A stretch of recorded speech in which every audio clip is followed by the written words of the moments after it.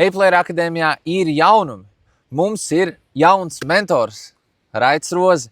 Un tad šajā īsajā video es gribu pastāstīt un padalīties ar to Raida stāstu, kā viņš nonāca līdz šim amatam, jo visi šeit nenonāk.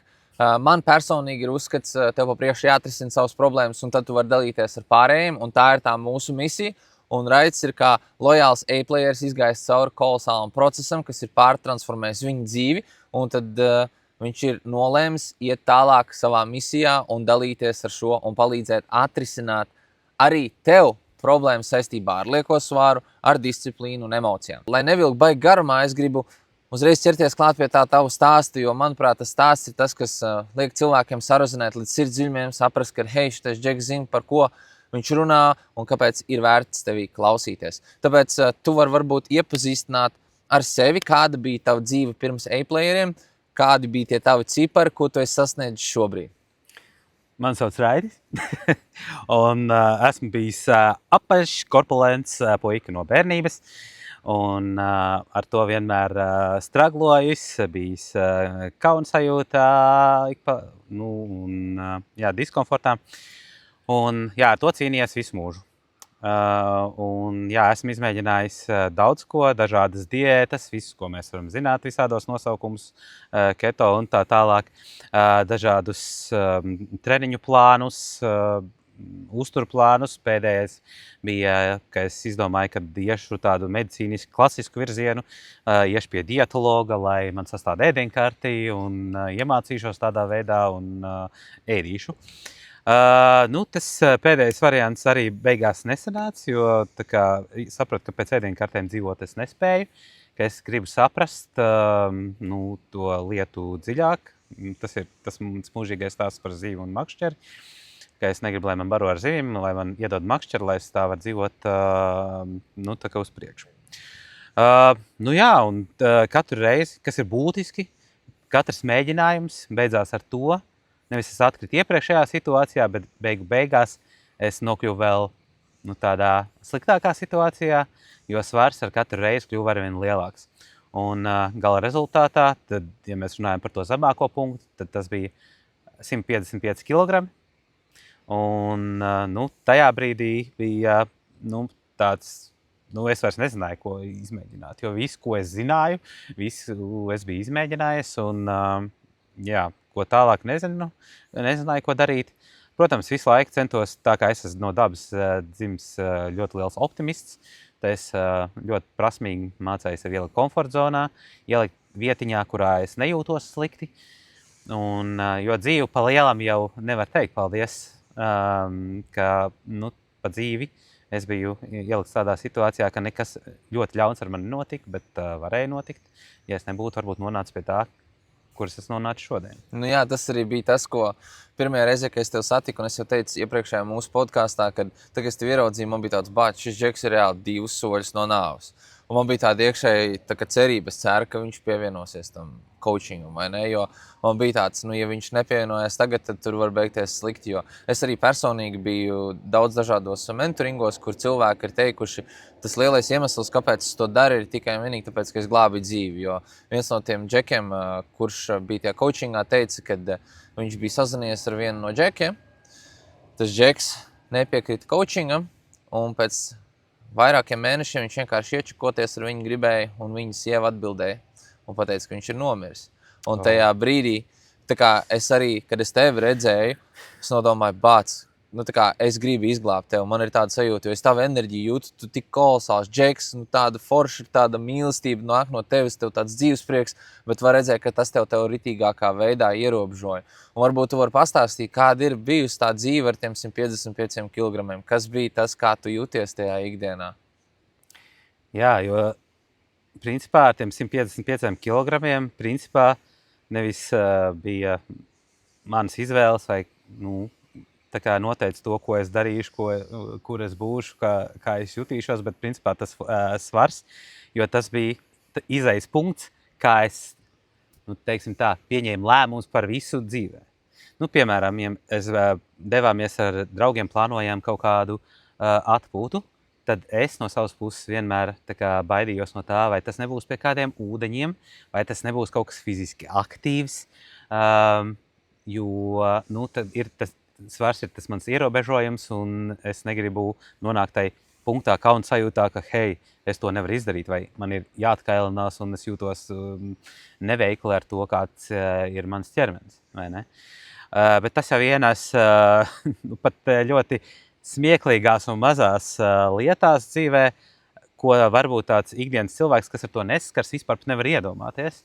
Nezinu, piedalos pasākumā, vai ir mums kaut kāds grupas seminārs. Ja? Tad, protams, cilvēki kaut kādā veidā organizējās, un man vienmēr bija prātā, nedod Dievs, tas būs kaut kādā aplī būs jāsēž, kur vienkārši ir krēsls un nekas nav priekšā, un tad viss redzēs, cik es esmu apaļš, vēders tur pa priekšu, nu, pilnīgi, vai ne?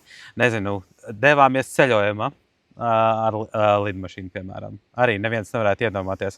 Kā jau lidmašīnā ir 3 krēslu rinda, ir ārējā, iekšējā un vidējā. Un vienmēr, tā kā skatoties to biļeti bija, nedod Dievs, es būšu pa vidu, jo man bija kauns par to, ka es varētu traucēt ar savu apaļumu blakus sēdošos, jo malās es varu tā kā pierauties un tā kā maksimāli no tā izvairīties. Tas galdiņš, ko noliek priekšā, vai ne? Ir bijis situācijas, kur tā kā, lidmašīnas ir dažādas, kur tā kā noliec to galdiņu, tu tā kā ieliec visu, ko pieliec un tagad ēdīs, bet tu tā kā, es visu ievilcu, tu pat tā paēst īsti nevar, vai ne? Un pilnīgi briesmīga situācija. Nedod Dievs, tagad būs jost jāpliek riņķī. Lidmašīnas arī dažādas. Tā kā arī ievelc visu, tu jūti, ka tu esi no to stripiņu uz maksimumu jau uzlicis, ja? Un aizgaiciet. Tas brīdis, kad nedod Dievs, man būs jālūdz jostas pagarinājums, cik tas ir apkaunojoši vienkārši.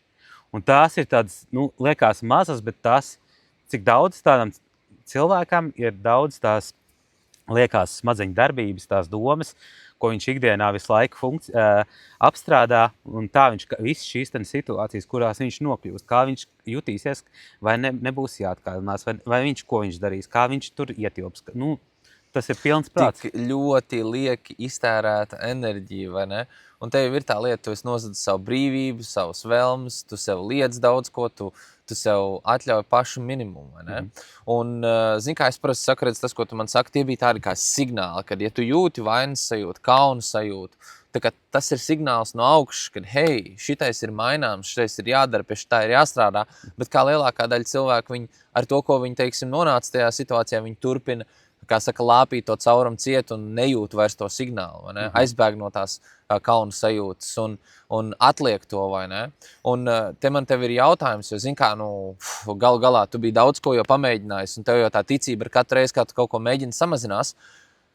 Kā bija, tad, kad tu satiki mani, kā tas process tevi uzrunāja citādāk, kas tev lika tā kā noprast, kad, hei, šita ten ir jāiet iekšā un jālec iekšā? Pats pirmais jau, kad tu man piesakoji Instagramā un atsūtīji, hei, reku, šeit ir tāds mans pieredzes materiāls un varbūt tev noder un tā. Pirmkārt, es esmu Džeks no mārketinga, es zinu, kā tas strādā, ja? Atsūtīs un pēc tam tur mēģinās man nomakšķerēt. Tas tā kā, it kā stulba tā doma, jo loģiski, kā mēs varam nonākt saskarē ar jaunu informāciju, protams, piedāvājot, vai ne? Bet tev uzreiz, nē, viņš grib kaut ko, viņš grib uz mani pelnīt un tā tālāk stulbas domas, vai ne? Bet, tad bija, brauc ar vilcienu no Rīgas toreiz, tāpat nebija nekas cits, ko darīt, atvēršu, ko tad viņš man ir atsūtījis tur. Izlasīt to materiālu, protams, arī zināmas lietas tur par uzturu, bet arī tādi vārdi, ar kuriem es līdz tam sevi nevarēju personalizēt, kā disciplīna, rutīnas, emociju kontrole, visādi tā, es domāju, emociju kontrole, kāds tam sakars vispār ar to, ka es esmu rasns. Vai ne? Jā, protams, es kā Džeks, labi, kādreiz esmu emocionāls, bet par to ir vesels stāsts īstenībā, cik mēs esam ļoti emocionāli un ko mēs pat negribam atzīt un līdz tam arī nevarēja ieraudzīt. Bet pirmkārt jau tas bija viss tā emocija kontrole, disciplīna bija negatīvs vārds manā galvā, rutīna negatīvs vārds manā galvā, disciplīna, tad tas ir tāds, ka tā kā lineālīts no sākuma līdz beigām, ne pa labi, ne pa kreisi. Rutīnas, tas jau saistās ar sportistiem vai arī ar darbu, negatīvā ziņā, ka tu ieej kaut kādā ciklā visu laiku un tu netiec no viņa ārā, vai ne? Un tās bija tādas priekš manis pilnīgi jaunas lietas, un tāpēc tev toreiz arī atbildēju. Pateicu paldies, un tajā brīdī tikai paldies par to, ka ieraudzīju kaut kādas lietas, ar kurām es nebiju tā kā līdz tam nonācis saskarē. Te jau ir tā lieta, kad tu saki, ka cilvēki neuzņem to informāciju, viņš jau kaut ko grib no manis. Bet īstenībā jau, kā visam strādā tagad jau mūsdienās arī caur visu to pašu internetu, caur dažādiem cilvēkiem. Tā kā esi godīgs, necel to ego augšā, vai tiešām varbūt, vai tiešām tas cilvēks nevar man palīdzēt, gadījumā tas nav tas, kas man ir vajadzīgs šajā brīdī, vai ne? Jo, manuprāt, tās pirmās domas viņš jau varēja tev novest nost no tā un nemaz neļaut rīkoties tālāk. Redz, izlasīja failu, satikāmies un tad mēs sākām arī strādāt, vai ne? Un varbūt, ja es tev jautāju, kas tev skrēja caur tavu prātu, kas bija tas, kas tev varēja atturēt, kas tev varbūt atrunāja no tās uzsākšanas, kas bija tas, kas tev galvā notikās? Viens no pirmajiem filtriem droši vien bija nauda, vai tiešām man ir, liekas it kā par tādu šķietam elementāru lietu, kā nomest svaru, vai ne? Kāpēc man būtu tik liela nauda jātērē, bet es tad uzreiz padomāju, hei, Raidi, ja tu līdz šim neesi ar to ticis galā pats un to, ko visu tu esi izmēģinājis, un kāpēc tu tā kā neizmēģinātu un tā kā neiestartētu, vai ne? Pirmais jau bija tas naudas filtrs, kas tā kā liek domāt, ka nē, varbūt nē pats. Jā, pats kā tādu pats līdz šim arī te nonāca. Bet tāds cits man varbūt neatturēja, jo tāpēc, ka es jau biju visu kaut ko izmēģinājis. Un tā kā nebija jau tie varianti, baigi daudz. Un tad, pamēģināšu šo, paļaušos uz šo, varbūt, ka šis šajā reizē nostrādās. Super. Tā tik tiešām arī ir. Mēs cilvēki brīžiem domājam, ka hei, tā ir nauda, tā kā es viņu iztērēju. Nē, tu ieguldi, jo paskaties, tu ieguldi to naudu un cik tu esi dabūjis no tā ārā. Kolosāli ķermeni, attiecīgi, kā tu izskaties, kā tu jūties, kāda ir tava enerģija, kādas ir tavas iespējas. Tā kā viss mainās un tu vēl pat izskatājies pagriezs atpakaļ vismaz kāds 10-15 gadus, vai ne? Veselība. Veselība, protams. Par to mēs noteikti arī varētu parunāt. Varbūt tu var pastāstīt to punktu, kur tu sāki saprast, šitais strādā. Jo noteikti bija tāds moments, ka tāds, šitais tomēr strādā. Kā tu domā, kas tas bija pa brīdi? Tas brīdis, kad sapratu, ka tas strādā, principā ir, pirmkārt jau dažādos līmeņos mēs varam to dalīt. Pirmkārt jau tas tajās sajūtās, tas ir viens. Otrkārt, ka tev jau ir fiziski pierādījumi, gan uz svariem, gan mēros. Un vēl nākamais līmenis, ka tev ir pierādījumi jau tādos bioloģiskos izmeklējumos, kā analīzēs, vai ne? Līdz tam analīžu nodošana vienmēr saistījās ar stresu, jo kas man tur būs. Jo es jau tā kā iekšēji zināju, mēs esam tie lielie vīri, tādi ļoti labi tādi maskētāji. Mēs tā kā ārēji neko neatzīstam, tā kā svars nav problēma, un vispār tas man dzīvi nekā neietekmē, kaut arī zinām, ka pilnīgi viss tas ietekmē. Tāpat arī veselību. Arī visi jau riņķī runāja, arī ģimenes ārsts, jānomet svars, jānomet svars. Bet kamēr tu tā kā iekšā, viss tev nav saklišķējis iekšā, to tā kā nevar izdarīt. Un tad, tie analīzes, kur es redzēju, kad pirmkārt jau šis man ļoti liels viņš nav bijis, bet holesterīns ir nokritis. Urīnskābe, ar kuru es cīnījos daudzus gadus, bija nokritusi ļoti ievērojami. CRO, kas ir tāds rādītājs par iekaisumu ķermenī, tas bija pie zemākās robežas. Šobrīd man viņš ir zemākais vispār manā analīžu vēsturē, teiksim tā. Un kas ir ļoti būtiski, kas man bija lielākais, kā lai saka, galvagrauzis tas un kauna sajūta par to, ka es kā 38-gadīgs tajā brīdī lietoju recepšu medikamentus, kurus man asociējās, ka omes un opi lieto, vai ne? Asinsspiediena zāles.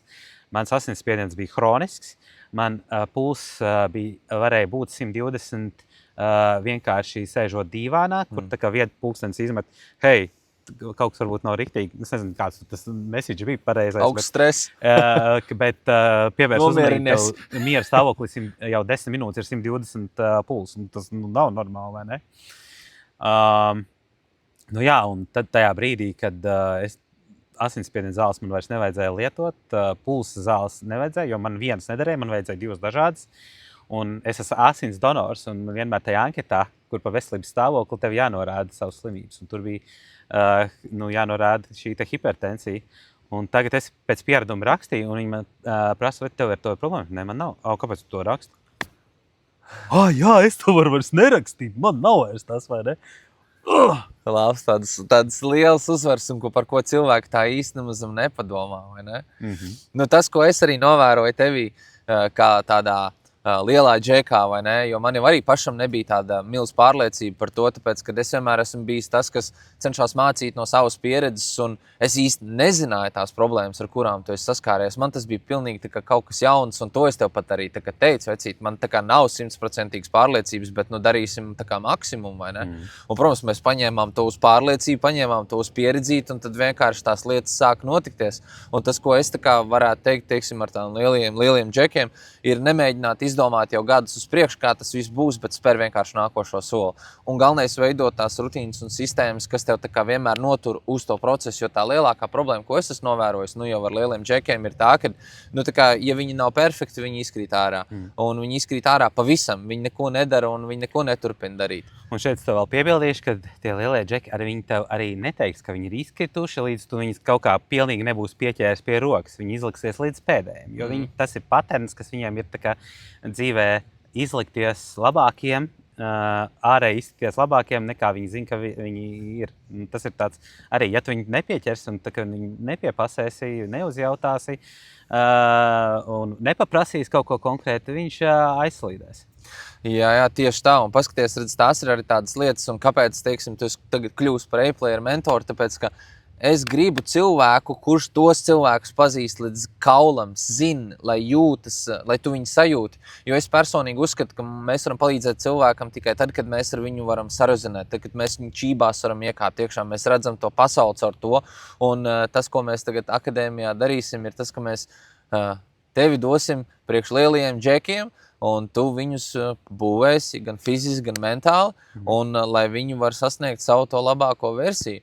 Un neviens cits to nevarētu kā tikai un vienīgi tu, jo tas ir visautentiskāk, tu viņus saproti, tu viņus dzirdi, un galā tu esi izgājis cauri visam tam procesam, apgūst to visu līdz 100%, un tā tas arī viss tagad turpinās. Un tu jau, Mārtiņ, zini, cik arī šis solis priekš manis ir ļoti grūts. Par to mēs esam runājuši kaut kad iepriekš arī, kad teorētiski kādreiz tā kaut kas varētu būt. Un pirmkārt jau arī mums arī lieliem, jebkuram, un īpaši arī lieliem cilvēkiem, ir problēmas ar vērtību, ar pašapziņu, un paļauties vai ticēt tam, ka tu kādam var palīdzēt, kad tu zināsi, jo mums ir tāds ļoti liels paradums visu laiku apšaubīt to, ko mēs domājam, un atrunāt, kad nē, tu jau nevarēsi, kāds sakars, jā, tu pats varēji, bet kā tu palīdzēsi citiem, tu jau nezinu, universitātes par to beidzis un tā tālāk.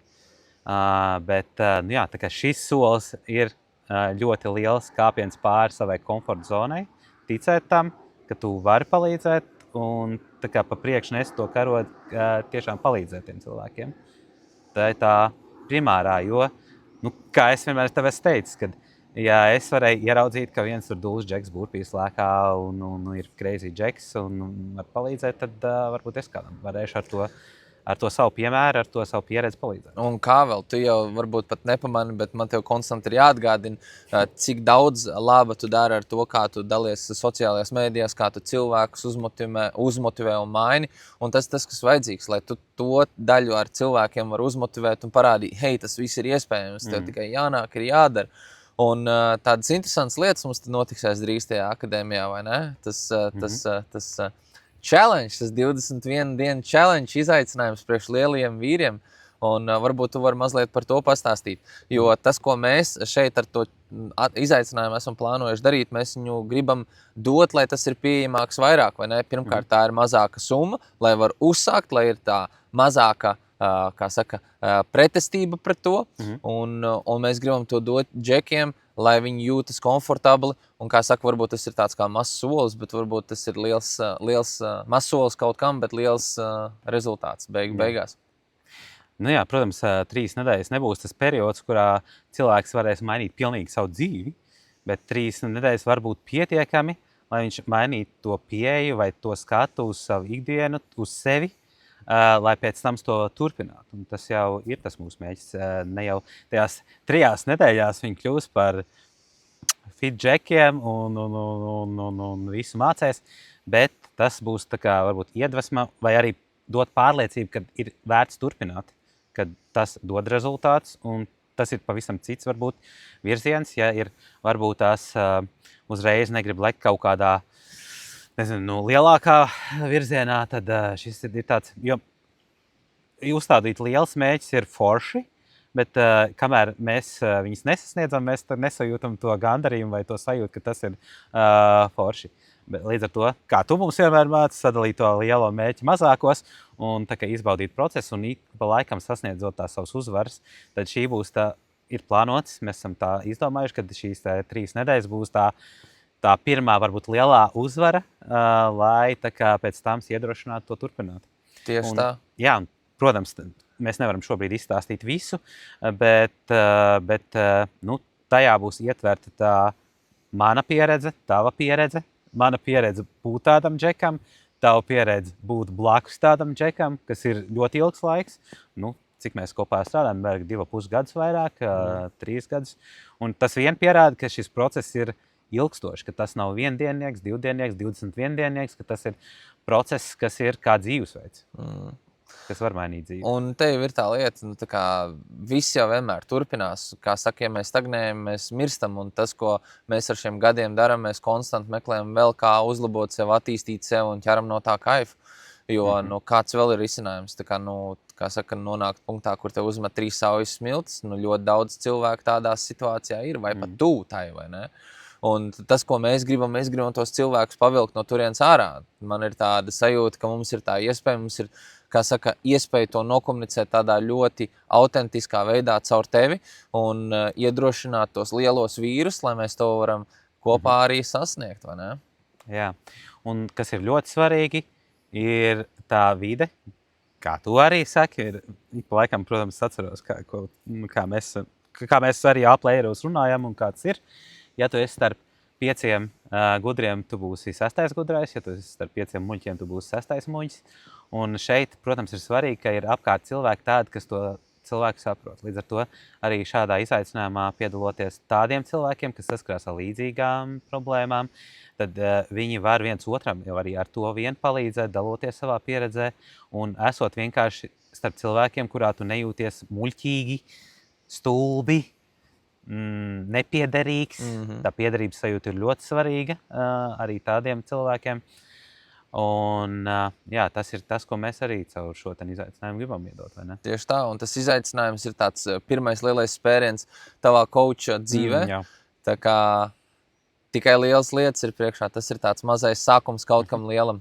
Bet, ja tas notiek un ja tas ir līdz mums atnācis, tad mums tas ir jādara, vai ne? Mēs nevaram zināt, kā tas būs beigās, kā tas līdz kam tas aizvedīs, bet svarīgāk ir spērt šo pirmo soli, neperfektos visus soļus izdomāt līdz pēdējam, tāpat mūs pārbaudīs. Šodien mūs pārbauda visu, vai tam mēs to sarunu pabeigsim vai nepabeigsim. Tas tieši tā. Lietas vienkārši līdz šorts slapi, vai ne? Un tas ir ideāli būt pie dabas, sazemēties ar šādos apstākļos ir, kur vēl labāk podcastu studija kā dabā, vai ne?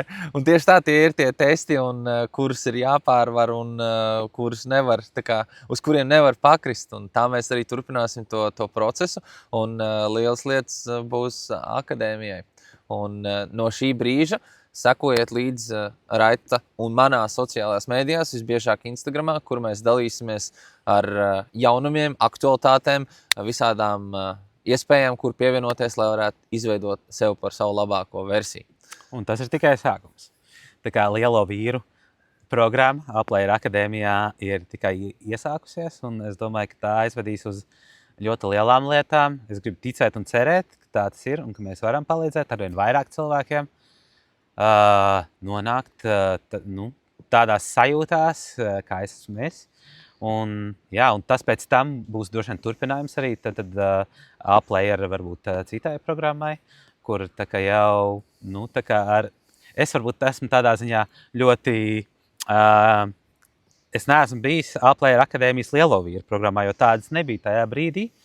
Jā, man būtu personalitātes, man kaut kāds tas spektrs ir citādāks, ka es tajā varēju justies ērti, vienlīdzīgs, jo tie cilvēki, kas visi ir vienā programmā, viņi apvienojās, lai tā kā kļūtu labāki.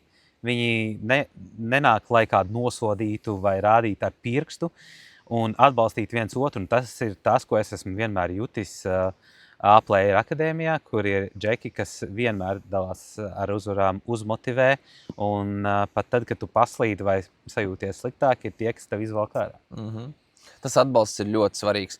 Jo, zin kā, esot iekšā tajā procesā, mums pašiem liekas, ka mums ir tikai tās problēmas, mums ir grūti, neviens mūs nesaprot. Bet beigās, tad, kad tu esi tajā kopienā, ka tie cilvēki tev sadzird, viņi saka, es arī tam gāju cauri, izdari šito, pamēģini to, viss būs kārtībā, tu esi līdz pie izlaušanās, aiziet cīnies. Un tas ir tādu, zin kā, gaismiņu tuneļu galā, ka tu vari vēl tos pēdējos metrus nosprintot un izlauzies un sanāk, un ir tas rezultāts, vai ne? Tā kā Jā. Tas tāpatās, kāds ir arī viens no iekšējiem aizspriedumiem par to, ko es iešu uz džimu, visu uz maniem skatīsies, nosodīs un tā tālāk. Bet ko es esmu piedzīvojis, un man arī par tādiem cilvēkiem līdz tam ir bijis arī tāds priekšstats, tie jau kaut kādi ne īpaši gudri, tik iet kačāties, muskuļus tur audzēt un tā tālāk. Bet, ko mēs zinām, tad džims ir vispār viens no instrumentiem, kā tikt ar sevi emocionālo stāvokli un tā tālāk galā. Protams, tas bonusā nāk šis ķermenis un muskuļi un viss ir forši. Bet, un es esmu personīgā pieredzē piedzīvojis, kad arī sveši cilvēki atnāk man kaut ko vai nu uzmotivē, vai piekoriģē kaut kādas vingrinājumus, jo visi nāk kļūt labāki, nevis nāk, lai kādam rādītu pirkstu un nosodītu. Pilnīgi piekrīt. Tas, kad kāds nosoda, kāds tur bakst ar pirkstiem, tu tāds, tu šitāds, tas nāk tikai, runāsim godīgi, zemoslāņu cilvēkos, kur vispār ar sevi nestrādā, vispār nav pie apziņas un tikai un vienīgi kāds kauž un bakst un rāda ar pirkstiem. Tad, kad cilvēks grib strādāt ar sevi, visi ir atvērti, visi grib palīdzēt viens otram. Es vienmēr saku, džims ir tā kolosālā vieta, kur viss ir loving. Tur vienmēr kāds tev durvis paturēs un ieaicinās tev iekšā un vienmēr paspotos. Un pat arī tad, kad kāds izstās dusmīgs, uzreiz, kā viņi sāk runāt, viņš jau atplaukst, viņš jau grib dalīties un runāt. Tā tas visur ir, un galvenais ir riskēt, darīt, neģeģot, un jā. Un ar kādu nodomu un enerģiju tu nāc, tā tu dabūs pretī. Pilnīgi, 100%. Un tas jau ir tas, ko mēs caur to gan tām 21 dienām, gan arī pats par sevi visā procesā daram, veidojam to nodomu, šiftojam to domāšanu, lai mēs tiekam pie augstākām emocijām, lai ikdienā jūtamies labāk. Jo, ja mēs jūtamies labāk, mēs esam kontrolē. Un tās lietas kā ēdiens, kas ir liela problēma, mūs nekontrolē. Un tad mēs vismaz tiekam pie savas brīvās izvēles, varam vest sev uz to virzienu, kur mēs gribam. Bet, zin kā, mēs te varētu runāt visu dienu, 100 punktu. Mēs varētu runāt 2-3 stundas, nebūtu nekādas problēmas. Starp citu, ja tu gribi vēl padziļinātāku stāstu par Raiti, ir mūsu podcasts, ko mēs pagājušo gadu uzfilmējām. Tu vari iečakot to, un tu vari redzēt, kāds tas process ir bijis un ko mēs esam sadarījuši tagad. Bet tagad, galvenokārt, mēs gribējām vienkārši iepazīstināt ar Raiti, mentoru no liela apalīša, no 155 kg uz 95 kg kārtīgu muskuļu masu, palīdzēs pārējiem džekiem sasniegt arī viņu labāko versiju. Sāksim ar izaicinājumu, pēc tam sekos lielas lietas arī tālākajā attīstībā. Tā kā varbūt tev, Raiti, ir kaut kādi pēdējie vārdi? Vienkārši darām. Ticam, ka tas nostrādās, paļaujamies to, ka tas var noderēt. Vienkārši darām, speram to soli. Vienkārši darām, mēs nezinām, kas notiks pēc 2, 3, 4, 5 soļiem, bet ja mēs pat to pirmo nespērsim, kā mēs pie tā varam nonākt vispār? Pilnīgi piekrīt. Un viens no tiem pirmajiem soļiem ir atvērt YouTube description vaļā, apskatīties tur vienu no pirmajiem linkiem, izlasīt visu. Ja tev sirdsbalss saka, hei, šitie džeki tev var palīdzēt, tad pievienojies izaicinājumam. Un tad ar to sāksies tā lielā izaugsme uz to tavu labāko versiju. Paldies, skaties! Boom! Yes.